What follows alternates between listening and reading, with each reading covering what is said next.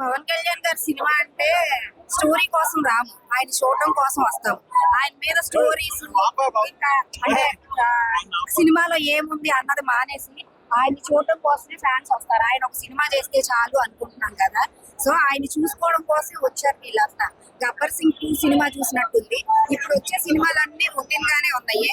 ఏది మీకు ఎలా కావాలి అంటే సినిమాలు మన బాహుబలి లేదంటే త్రిపుర రేంజ్ లో కావాలి. పవన్ కళ్యాణ్ గారు ఆయన తగ్గట్టు చాలా గొప్ప సినిమా చేశారు. మన అదే సినిమాలో పాట ఒకటి పెట్టారు చూసారా, నీ మనసే సాంగ్ తో మళ్ళీ పాత పవన్ కళ్యాణ్ గారిని చూసినట్టుంది.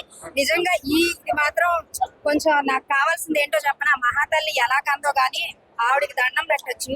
ఇంత గొప్ప కొడుకుల కన్నా ఆవిడికి మాత్రం ఒకసారి దొరికితే ఆవిడ పాదాలకి వందనం అన్నమాట.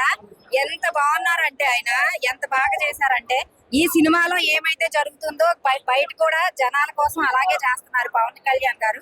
పవన్ కళ్యాణ్ గారు సినిమా కోసం అంటే స్టోరీ కోసం కాకుండా కేవలం ఆయన చూడడానికి, కేవలం ఆయన చూడడానికే థియేటర్కి వచ్చిన వాళ్ళు వీళ్ళందరూ కూడా. సినిమా అయితే చాలా బాగుంది, ఫ్యాన్స్ కి అయితే పండగే.